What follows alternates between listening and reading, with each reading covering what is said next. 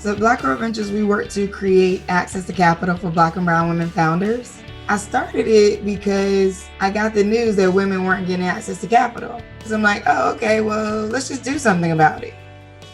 Welcome to episode 7 of the second season of Starts at the Top, our podcast about leadership, digital culture and change. I'm Paul Thomas. And I'm Zoe Amma. Our podcast aims to bring you interviews with leaders from the public, private and third sector who are using digital to navigate uncertainty and forge a path to the future. On today's episode, we're sharing an interview we did at the beginning of November with Shelly Bell, founder and CEO of Black Girl Ventures, where we talk about how female entrepreneurs have been hit by the pandemic, about Black Girl Ventures' pioneering approach to crowdfunding female entrepreneurs, and why inclusion is key to progression in tech.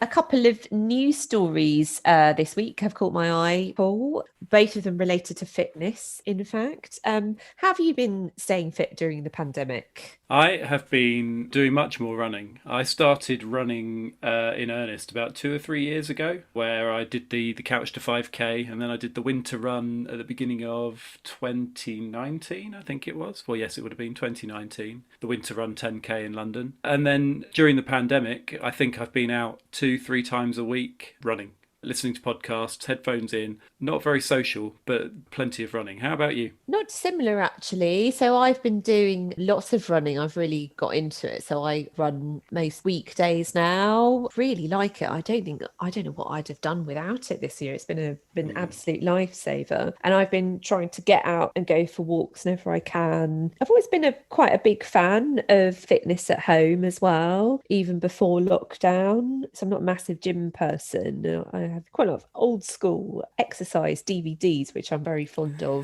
But you haven't bought a Peloton yet, the bike. I keep looking at those. Well, about a year ago, I saw somebody using one of those in a shopping centre, and I thought, what's the point in that? And now I can see what the point might be in that.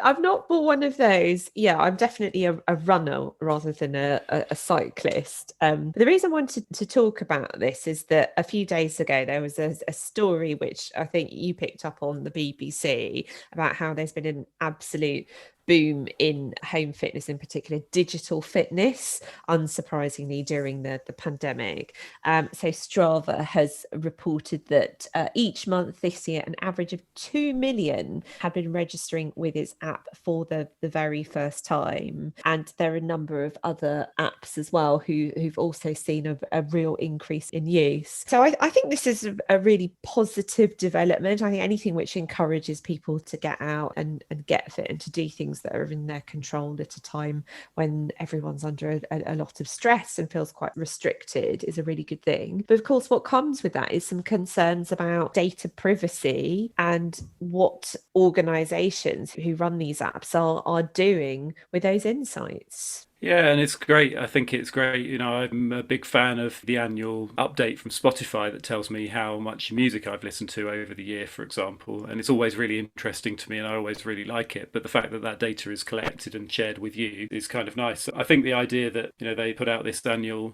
statement about the state of their app and the adoption of their app is quite key as well. But then they do get into the demographics a bit more, and I saw that they said that women apparently have led the charge on this year. 108% increase in 18 to 29-year-old women starting to run and starting to use the app. And I think, you know, it's about making most of that time outdoors, isn't it? And making sure that we are getting away from our desks and getting out there and seeing the outside world, breathing the fresh air and going for a run. Yeah, but I think you're right. It's how they use this data, how they collect it, how they store it. We were talking just before we came on. I've been an Apple customer for probably about 10 years now. I do have an Apple Watch, and that's what I use to track my runs. And the reason I've stayed with Apple all this time is that I think they take data seriously, and as far as I know and as far as I'm concerned, only really ever use my data to improve the products that I buy from them rather than to improve the products of third parties that they might sell my data to. And I guess that chimes well with another story that's out this week about Google's EU Fitbit deal. Yeah, so this is really interesting that Google, some people may know, were planning to acquire Fitbit, and that has actually now been awarded approval by the EU. I'm personally very surprised that this deal has been allowed to happen. I'm a Fitbit user. I use it to track my exercise and lots of other stuff as well. And obviously, like everyone else on the face of the planet, I'm a massive user of Google too. But I am really quite astonished at the picture that Google could potentially build of people about what they're thinking and feeling and their behaviors and what they're doing at different times of day through the Fitbit data set is a bit of a concern. Now, the conditions of the deal apparently are that there needs to be a technical separation between the two organisations, Google and Fitbit, if I've understood this correctly. But nevertheless, the fact that there's a huge global organisation like Google that has got access to this amount of data on people, this extraordinary insight into how they are living their everyday lives, that does give me pause for thought, and I will be interested to see how this develops.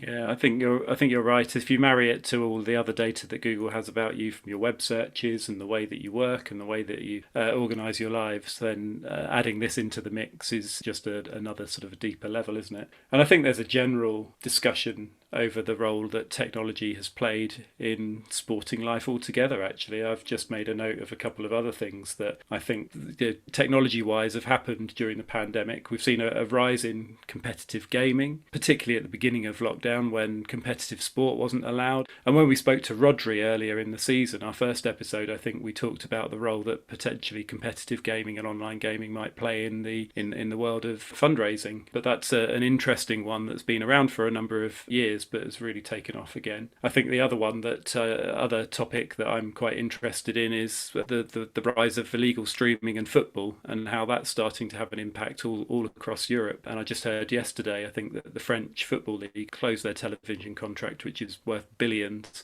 for French football teams, in part, not solely, but in parts due to illegal streaming of football. So that tech question in sport and in some of the other things that we've taken to and adopted more than ever across the pandemic is really starting to take off. Yes, absolutely. And I just want to reassure anyone who might be particularly concerned by the Google and Fitbit story, as I am, that apparently you will get the option, if you're in the European Economic Area, to approve or deny the use of fitness health data to inform other Google services. So when you do see that pop up on your Fitbit app, do take the time to read it carefully and think about the permissions you're granting. I say that to myself as a note as much as anything else, because I'm sure many of us will just blindly click away and let what will be, but this could have quite serious implications in my view. And at the risk of sounding a bit Blue Peter, we also ought to probably say here and now that that's probably the case for a lot of the technology that you're going to be buying for yourself and for your children over the festive period. So anything like a Fitbit, Xboxes and PlayStations and all these sorts of things, every time you sign into accounts on those, they ask if they can share user data and things like that back to the company, and they talk about it as improving the product. But yes, do read through all of that, particularly when you're setting up things like Alexa and other things like that for your kids this Christmas. Yeah, I support that. And I did a short project a few years ago for a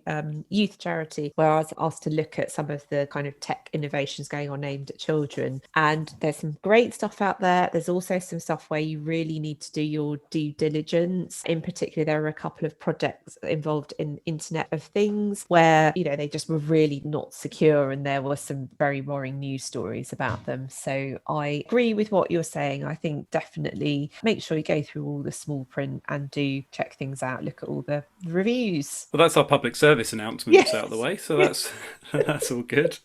And on to the interview then. I think we were really, really excited to welcome Shelly Bell from Black Girl Ventures on to the podcast. And this was prompted, as you'll hear in the interview, by a story that she'd taken part in for Wired, which was interested in the role that the pandemic was playing in the lives of female entrepreneurs and the impact that it was having on them. So apologies for any technical hiccups during this. We had a few dips in quality. Zoe's internet connection in particular sort of dropped in and out. So you've got a bit more of me this time, for better or for worse. But it was a great interview. Shelley's a great guest, and we even had a good discussion about some exciting Christmas watching and TV at the end. So stay tuned for that right at the end. But this is our interview with Shelley.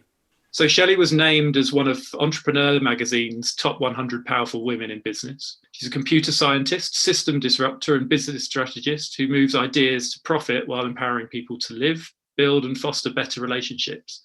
She connects entrepreneurs, investors, and corporations in order to diversify their talent pipeline, increase equity, and grow their brands. Her organisation, Black Girl Ventures, is a culturally converging ecosystem. This is your words, not mine. It's quite impressive, though. Igniting economic security, civic engagement, and hyperlocal infrastructure at the intersection of STEM education and entrepreneurship for Black and Brown women-identifying founders, funders, and veterans. Since 2016, Black Girl Ventures has funded 91 women, increased access to social capital for over 180 program participants, and launched their efforts in 10 cities across the US. She's trained over 5,000 entrepreneurs, held over 300 events for empowering leaders, managed multi-million-dollar contracts, and helped scale over 200 businesses. Welcome, Shelly Bell, to our podcast. Thank you for having me. This is great. I'm excited.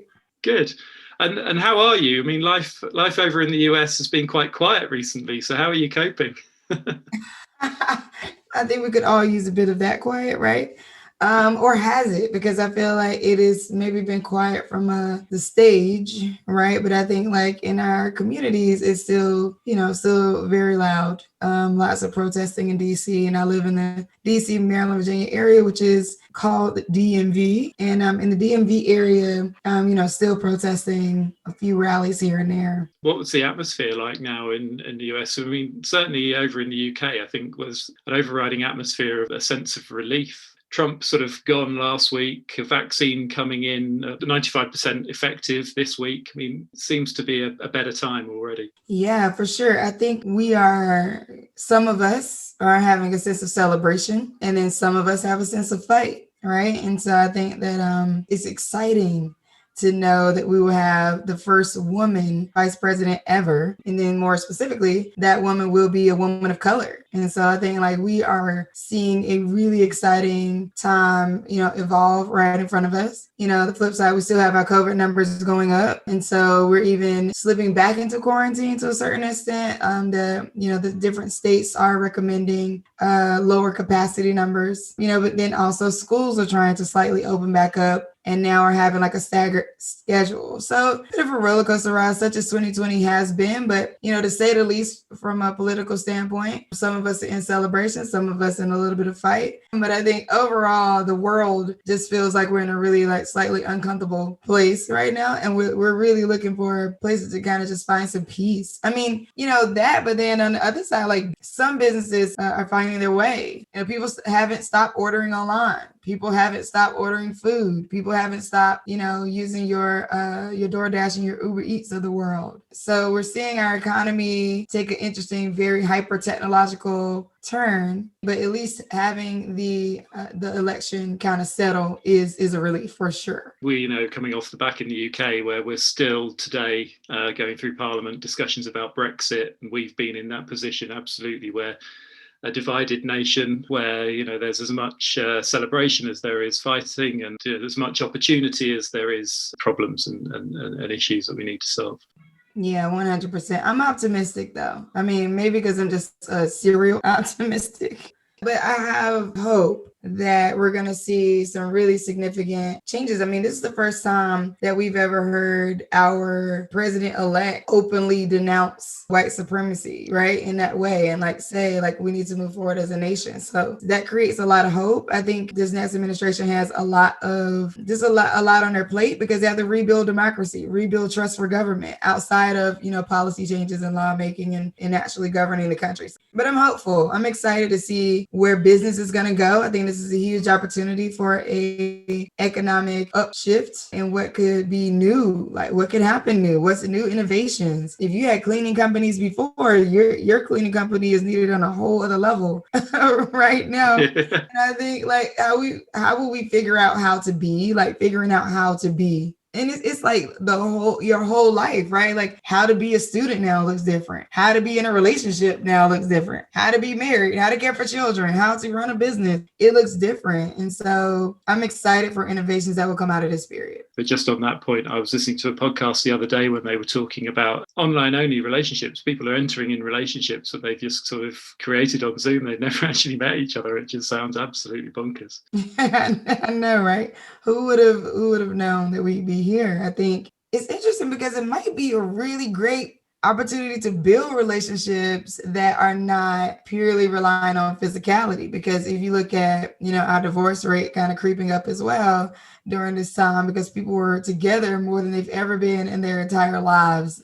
They were with their children and with each other more than they have ever been. And so you could not ignore some of the things that were happening there. And I think equally with business is like people had to sit with their business model having to adapt, which also caused you to discover some things you may not have thought about. If you were doing services, you may not have thought about shifting and doing products, or at least not right now. And if you had a community who was used to meeting in person like we were, we had to shift to moving into an online community. And then when we did, we are so hyper local, like we focus hyper local across different cities.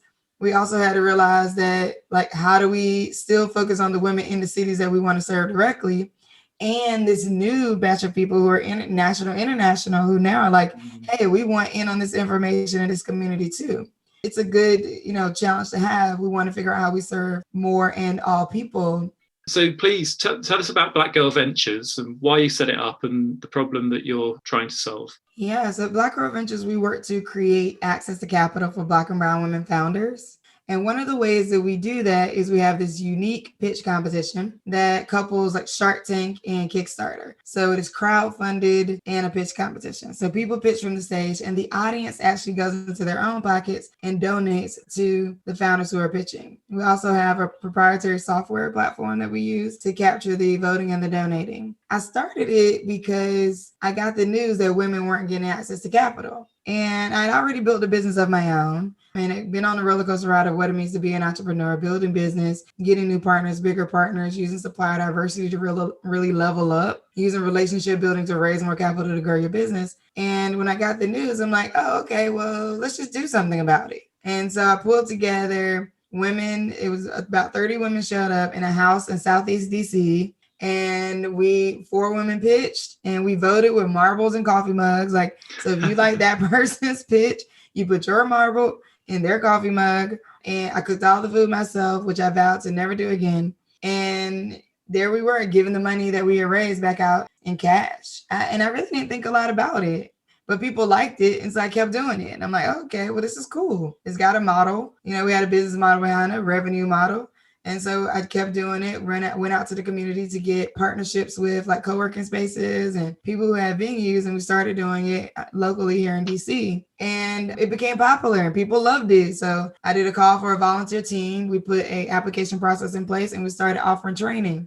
So we would do training, they would have pitch coaching, and then there would be the pitch competition. Kept doing that and then landed a partnership with Google Cloud for startups to be specific, and started traveling across the country doing it in Google offices in different places. And so from there, we went from having 30, 40 people, 45 people, 50 people to like 200 plus people per city that we were going to. Atlanta, Chicago, DC, New York, Detroit, Baltimore, Austin, Texas, because we would do South by Southwest. After that testing, I'm like, we're on to something. So many people wanted me to come to their cities, and I'm like, I actually can't go to everybody's city. And so we ended up receiving funding from the UN Marion Kaufman Foundation to launch chapters. And the idea for the chapters was to just take what I had come up with, create a toolkit out of it, and actually share it with communities for them to be able to create access to capital on their own, for their own communities. And so we recruited 25 women across 5 cities. So that made 5 women on the ground across the different cities. We trained them. We were all geared up for the launch. And then boom, COVID happens, right? So COVID happens. We were able to successfully launch pretty large in Philly and in Houston, and then had to shut down the rest of the launches and go virtual. So we continue with the women in those cities, definitely delivering the training and activating their communities, and then created this online incubator platform where we are directly serving women. So we do co-working every Wednesday all day long, and then we do pitch practice at night. And so people are able to come in, see people who are working through some of the challenges they're working through, or who have already worked through it. So peer mentoring, other training, coaching, support. We started a Black Women in Entrepreneurship support group, Women in Entrepreneurship support group, that we hold monthly. And so that's been just like for the mental side of building a business. And we think about it in the standpoint of like, how do we serve the entrepreneur holistically in a way that says, if the entrepreneur is served, then they can grow the business. And that's the way we think about it. And so, yeah, here we are. We funded 104 women to date. We've had about 200 women come through our pipeline.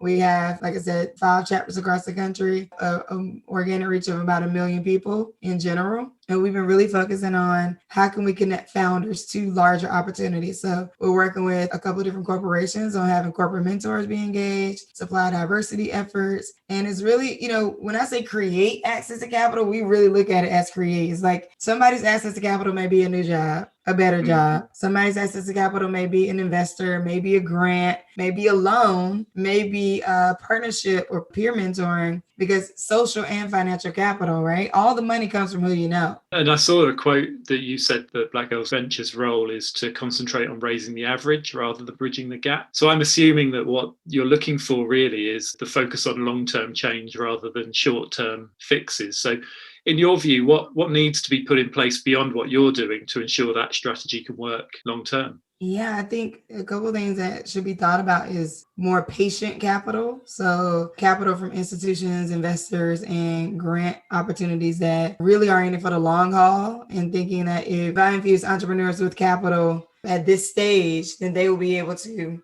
reach certain heights, and looking at like what that looks like.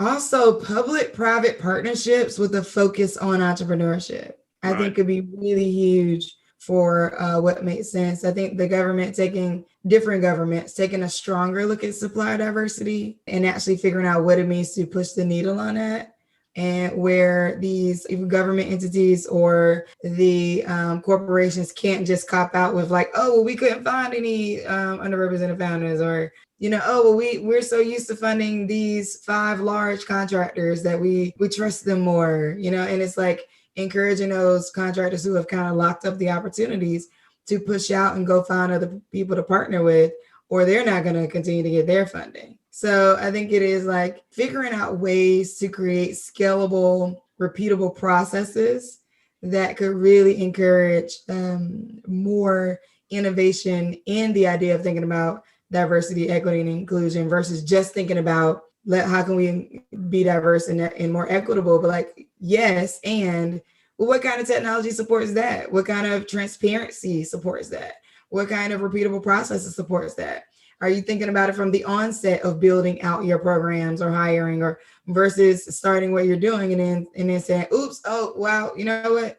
We need to be more equitable. Like, we need to think about women. Okay, well, women and people of color have been around for a really long time. So it's time that we figure a way to think about people from the beginning of building companies and building programs within companies versus, having to do the oops after you're, 10 years into building. Shelly, I absolutely love what you're doing, especially because one of my frustrations that I hear from a lot of people who work in the VC industry or who are pitching to VCs is that lack of diversity. So I think this is a great 2020 question to ask, isn't it? If you could redesign the VC industry, what would it look like? To be frank and fairly diplomatically radical, VCs will have more Black friends. I mean, it is diversity kind of starts with diversifying your portfolio of people. And that means your portfolio of people you invest in, but also learn about new cultures. Like, we can do it when we travel abroad. People have no problem traveling abroad to various different countries and then learning how to get acclimated to what that country requires. When there's people here, maybe in your own country, wherever you are, that you have not gotten acclimated to yet for whatever reason. You just chosen not to. It's interesting. Like I said, a lot of the investment comes from social capital. So I wonder what it would look like for more venture capitalists to become friends and family. So when we think about the friends and family round, I wonder what it would take for more venture capitalists and angel investors to become friends and family with more people who are not like them or not in their realm or not in their industry. And that could be women, that could be underrepresented founders, that could be like taking the opportunity to build relationships themselves. I think founders feel like a lot is on them to do the work. And I think even in government, right? The government says, you come to us, we don't come to you. And I think that when we think about the business development corporations and the small business efforts across the country, because the startup world kind of just jumped out there and started doing its own thing, not as many people may be going to some of the small business efforts that existed, when technology wasn't booming as much or startups weren't so popular. So I would say one would be that for all of the venture capitalists and investors to check their LinkedIns and think through how many pages it takes them before they get to a woman or a person of color, and then revamp that. The next thing would be considering, when you think about a relationship building outside of that, like you actually going out to the communities and putting some time in. And another thing would be leading with your dollars if you're serious, right? You don't have to lead with your intellect. You don't have to lead with your logic. I was just saying to someone, investing is, we keep pretending that it's blackjack, but it's roulette. So trying to define the odds of who you're playing against and play smart because of that, like that's just not real. And that is more roulette where you're like, ooh, I think it's going to work. I think it's going to work. Boom, I'm putting my money on this. So it would be like reframing perception that investors have that's, very capitalistic, which that's conversations to be had around how people feel about capitalism. But I think there's some relationship building that could be added to, and context. I think as Gary Vee says, content is king, but context is God. So, in that way of thinking about context around founders versus just content.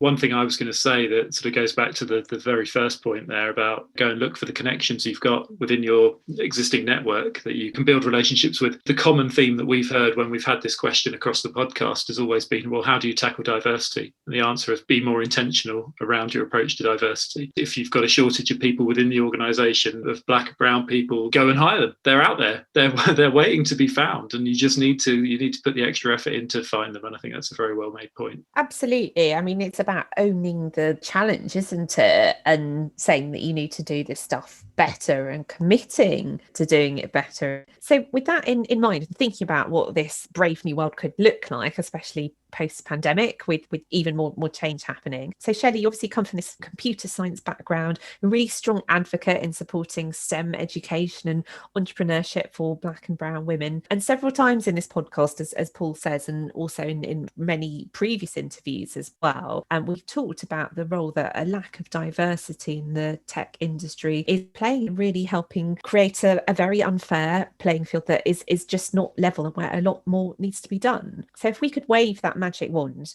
what needs to change to help the next generation of black and brown tech entrepreneurs rise to the fore? Yeah, well, I would love to see where you find out about entrepreneurship more intentionally being earlier in age. So, I mean, I would love for the thought of being a business owner being inserted into career days and early, in the career assessments that we give students, even being inserted there, where it's like those career assessments kind of spit out your traditional things. You should be a doctor, you should be a lawyer, you should be a teacher, you should be, but I also wonder what they would look like from a vocation standpoint. You should learn how to code. You should be an electrician. You should be an entrepreneur. You should start your own agency doing this. I would love to see more level 2 programs. So right now, a lot of the accelerators and incubators are offering like business 101. Cover your customer, lay out your business plan canvas. But there are some people who are in business who need a level 2, which is, how do I go deeper on a particular revenue segment? How do I go deeper on a customer segment? Help with automation. I would also love to see marketing taught more broadly, because I think, again, with the business 101, it's just like, hey, you need to do marketing. What's your marketing segments? But it doesn't go into like, Let's help you develop a strong marketing strategy for increasing your revenue. Let's help you develop HR documents. Like, I think professional services is going to be a huge part of what's needed to see the next batch of entrepreneurs really, really thrive. The DIY takes you so far. And then after that, you're going to need to bring in some experts. But if you don't have those experts really available or haven't gleaned the capital yet to be able to bring those experts in, then you find yourself having to DIY it, a long time to come. Like, bootstrap as long as you can. But as soon as you don't have the DIY, hire people, even if it's small projects, to really, really help you level up. The professional services organisations must be, I would imagine, falling over themselves to get involved with you and what you're doing, are they? Yeah, we do have. So we have a couple of law offices that come our way. So yeah, we do actually. These are still paid for services. So we want to be, make sure that we find the people with the right packages that can make sense for the entrepreneurs at every level. Because entrepreneurs you have to be at least a year in business and you have to be revenue generating. Mm-hmm. Sometimes we're a little bit lenient on the revenue generating, because depending on what you have. Because if you've had to really focus on building your tech product out, or if you have a tool, you have to really focus on getting your mold done and finalizing your product, but you may be past idea phase. So we don't necessarily work with people in idea phase directly. We do have a partner that we work with that does a launch camp, and then that's where people can get started. And then we focus on the more leveling you up with capital and training. So yeah, getting people connected to those professional services is super important. And we do have lots of firms that reach out. We're always looking for more. If there are people who are willing to offer 30-minute consultations, because we see ourselves as complimentary to that, because they are able to offer those 30-minute consultations and get business, right? It's in the professional services realm, a lot of that's word of mouth. A lot of that is through discovery calls and figuring out whether or not it is a company that can actually afford your services and somebody you want to serve. So we welcome firms out there who are willing to do discovery calls that potentially land in business. And just to go back to another point that you mentioned, I think I completely agree that hopefully as entrepreneurs, Zoe and I would class ourselves as entrepreneurs and consultants, but hopefully our kids coming home and seeing, dad recording a podcast, dad doing this at the kitchen table, we're building these businesses at home. And I'm hoping that rubs off on our kids coming in and seeing that there is a world outside of that career path that would take you to, law firms or teachers or scientists or whatever that still need filling, but there is an option. I was just going to ask, you said your daughter's in the background watching something on the computer. Do you know what she has ambition to do, having a mum like you? Yeah, I have 3 children altogether. My oldest son has creative aspirations in writing and in music. So that's interesting to watch him kind of unfold. He's in his last year of college, and I'm just wanting him to figure it out. My 18-year-old son just went into college and is a theater kid. He wants to actually be an educator, which I was an educator for a while. I also did performance poetry. So he got to see a lot of that unfold. My 6-year-old, she is into making things. She actually likes science and math. She really likes mixing formulas. So I can imagine that she's going to do something in the beauty world having to do with chemicals or something. The kids of today, they want to see their skill be put to use and then see the color right in front of them. Whereas we were kind of, I think, told, I don't know what generation you are, people out there, but growing up, I feel like people were pumping to me just be smarter, learn the material. And it was with no evidence of why I was learning it, or no instant gratification on the fact that I had learned it, other than a number or A or B or whatever. And I think living in this society of instant gratification, we're going to see people want to take on more jobs that actually show them some love back immediately. And so I think this is why the tech world works in the way it works, is because you're part of this bigger thing that's affecting hundreds of thousands of people. And so every part of that makes that work. On top of I think we're seeing and we'll continue to see an insurgence of people leaning into the gig economy. Yeah. So you're not having to go through so many different mediums to actually get a customer. You can actually put some marketing in place and the world is your oyster at that point.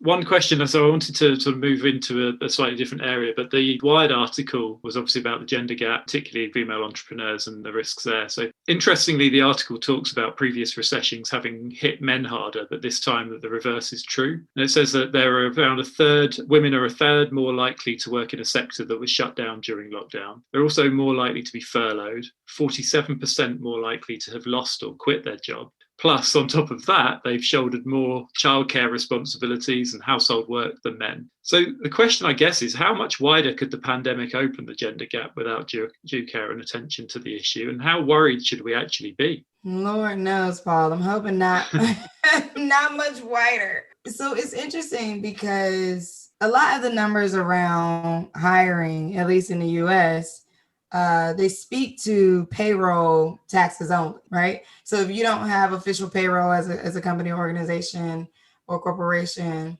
then technically if you don't have payroll, then technically the people you are hiring, even though you may be giving them work, is not counted. So when you look at the unemployment rate and those numbers, right now, the formula seems to be based off of who's on a payroll. It does not account for who is actually working in the gig economy, contractors, freelancing. And for whatever reason, we have not yet started counting employing yourself as having a job. So I think that the numbers in some instances may or may not make sense. I think what those numbers say to me is that women have taken more ownership and women have decided to launch their own things, because it makes sense for the way that sounds related to the fact that we're now seeing a 40, 50, 60, 70% uptick in women starting businesses, right? Like we're seeing women of color be the fastest growing business segment in the country, starting businesses at 6 times the national average. And so with that, that's just letting me know that payroll wise, we may not be on the books that they're counting for employment, but that we're out here building businesses and growing them. I'm hoping that it does not widen the gap, but the pandemic has exacerbated the problem. It's not that this wasn't a problem already. It is just becoming so apparent to us that we can no longer deny it. We can no longer act like it doesn't exist, because we have to measure how the pandemic is affecting everybody in order for us to create data around the economy. And so that means that when these numbers are pulled out, we have to start thinking of solutions and innovative ways to push things forward. And administrative plans that are coming out around how things work, we're going to have to be pushing on. This is great, but does it create jobs for women? This is awesome. Yes, we want more technology. Yes, we want more broadband. Yes, we want more construction. But does the construction jobs create more jobs for women? Nah, not necessarily. Like, has it created programming for women to get into construction? Not necessarily, right? And so I think we just have to, while we are all uncomfortable, we have to figure out, not to go back into the comfort of, the wage gap being okay, but to go into a place of saying, ooh, that was uncomfortable. Okay, what does the new normal look like? How do we move forward? I actually don't want us to get, quote unquote, back to anything. I want us to get forward to a lot of great things that could potentially happen. I think that's a message that we've heard on these podcasts time and time again, that there's such an opportunity to go into the future with a different step forward, that we can learn from this and start to do things differently. And I think the biggest fear for me is that, we all just regress back, particularly when it comes to types of business behaviours and certainly the workplace. There was a big push to get back into the office, I think, earlier in the summer in the UK. And everyone said, oh, it will be great because we can just get back to the office. I think that reality is probably going to change from underneath us, and something that we really do need to focus on. So I think you're well placed in the shared workspaces and things like that, because I think that's the place that we're all going to fall into. So we've been involved in several live local crowdfunding events. So in fact, there have been a couple in St Albans in Hertfordshire in the UK, where I'm based, not so far from where Paul lives as well. And they're run by a charity called the Funding Network. And it's a format that works really, really well. And we thought, bizarrely, there's actually a bit of crossover with what you guys are trying to do. It's very different in that it's all about getting live crowdfunding support for small local charities in the Hertfordshire area. But we were thinking that actually what you're doing with your amazing pitch events with BGV and how you modelled them on, I think, the rent parties of the early 1920s. I love that kind of collision of something that happened long before digital and then updating it and using it for a new way of getting support and resources for this new generation of entrepreneurs. Can you tell us a bit more about how you came across that idea of the rent parties and how you got inspired and took those ideas forwards? It's actually historical. So in the early 1900s, during the Great Migration, Black people migrated to Harlem. and white landowners raised the rent. And so what they did to stay in those homes is they threw parties, which were called rent parties. And so these were basement parties, but not your average parties. Like you have people who are considered African-American greats like Langston Hughes, Duke Ellington, Fats Waller involved in these parties, and they would take that capital and pay rent with it. So it's actually building on something that's been a part of Black culture for years. And we're just now moving into what can happen in the startup realm. As we look at, the need for Black and brown entrepreneurs to raise capital and having to struggle with that because of bias in the VC world. Consider that Black people have only had the opportunity to be in business uninterrupted for about 60 years. And, weighing like 60 years, somebody that's 60 years old right now, right? Mm. Considering that like up against institutions that have been around for hundreds of years. That's a fairly short amount of time. So our ability to raise capital, grow capital, have a bank account, have voting rights, have like all of these things that are played into this, parallel to women's issues, right, have been in place for a fairly short amount of time. And so without taking that context into consideration around like, those rent parties were a must have because of bias. I consider like looking at what we're doing now similarly, like if we don't find a way to get Black and brown people a friends and family round, then we are doing a disservice to what we call these diversity, equity, and inclusion efforts. I think linking it all the way back to that is amazing. But as you said, it was absolutely essential for it to happen then. It's absolutely essential for it to happen now. And I think that's the really strong fall through from that. And it's interesting, isn't it? In those events, we've, as I said, Zoe said, the one we've run is local to us in St Albans, but those ones have been the funding network is I think it's a global organisation. Certainly they do events across the UK. And there was one that we took part in earlier in the summer, which was the first one run in COVID times. And like you said at the beginning of our interview, the opportunity for something that usually happens in a small room in the middle of a small city in Hertfordshire in the UK, suddenly to expand its walls out to the entire world. And we had people on that call from Mexico, from all across Europe, from Australia, all taking the opportunity to sort of come into that room and give to charities that just desperately, desperately need that money.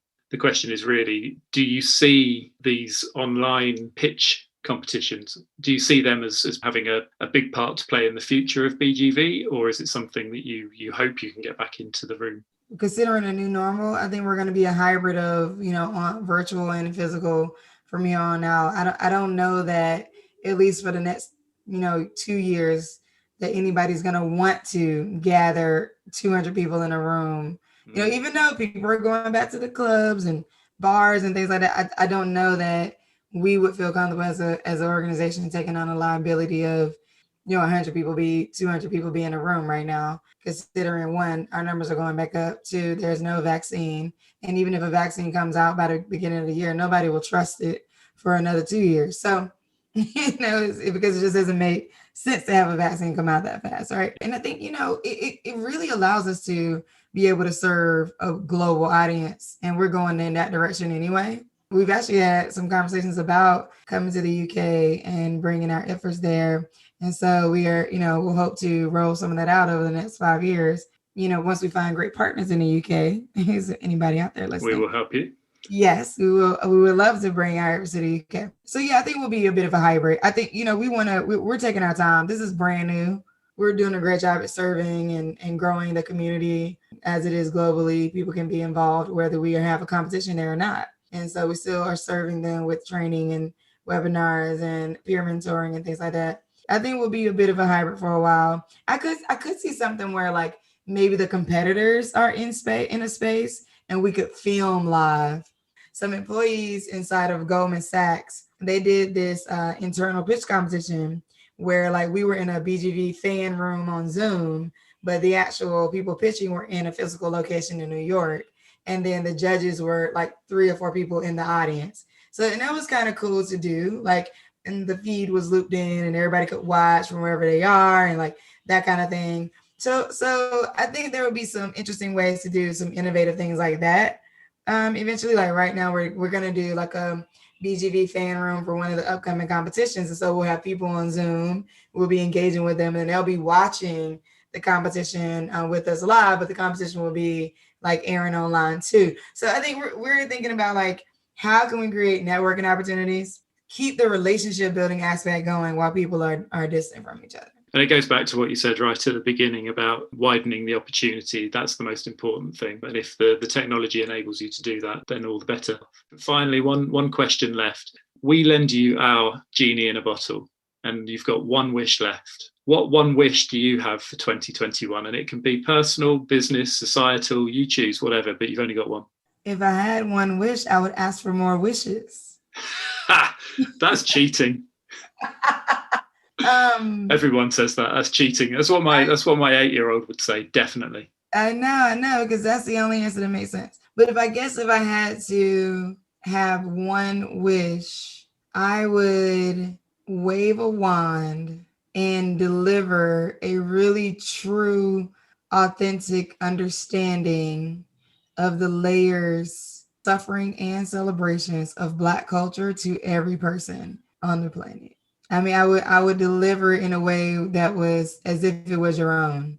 I think with the murder of George Floyd, we saw it be undeniable for the first time. And you know, of course, from a Black person's perspective, it's like, how could you not know, right? But like, but to everybody else, we saw it for the first time be undeniable. And what that caused was like a major response, a response that we had never seen before. And I don't want that to end. I don't want this tragedy to be forgotten. I don't want it to be swept under the rug and like now we just kind of fall back into a routine where we forget about it.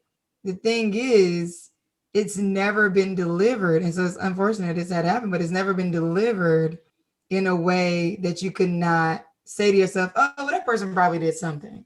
But this was a case where it's like, no matter what that person did, this was just inhumane. And if I could get everybody to understand the layers of how that's happening so much, and not necessarily to that extreme, but like through microaggressions and through discrimination, through bias, just on a regular basis, because people just don't have the understanding of the layers in mind and don't know where to go and get it and don't know where to pull it into their experience. They just don't know. So I see the level of capital and efforts that opened up as a response. I'm like, wow, you know, if we could really deliver that, you know, not based on a tragedy, but if I could wave a wand and deliver to you the full understanding of it, it's almost like, I don't know if you've ever seen The Fifth Element, super old movie. And the woman, she can read books really fast. So she could like look at the internet and like taking all this information. And then she did. And then she got really, really sad because she's like, oh my God, people are terrible. I don't want people to go there. Like, I don't want you to be depressed. But that moment of being able to like own the understanding of the human experience on deeper levels can cause change in a way we've never seen before or are now seeing some remnants of right now. Thank you very, very much for coming on, Shelly. It's been a privilege to speak to you. Thank you so much for sharing your story with us and our listeners today. We hugely appreciate it. Thank you for having me. This was great. I really appreciate it. Thank you for listening to Season 2 of Starts at the Top. We'd like to say thank you to Shelly and all of our guests from this year, from Season 1 and Season 2. And thanks to you for all of your comments, your reviews and your shares over the past few months. Thanks to my mum for reviewing it every single episode, I think. We've really enjoyed watching the podcast grow, and that's down to you, our listeners. A huge thank you from me as well. We really appreciate all the lovely feedback we've had, and a massive thank you to all of our wonderful guests. And please do let us know what you would like us to cover in next year's season 3. We will be back for that. As usual, please do send us any other thoughts that you have, any other feedback. We'd love to hear about anything that you feel you'll do differently after hearing from any of our speakers from the series. You can share your ideas, questions, or thoughts with us over on Twitter, where it starts at the top 1, and you can email us at startsatthetoppodcast@gmail.com. And please leave us a review on Apple Podcasts if you can. Thank you to all our listeners, and we'll speak to you soon. A very Merry Christmas to all of you, our lovely listeners. Yeah, happy Christmas. And to you, Zoe. And to you, Paul. And to you, Beth, our producer.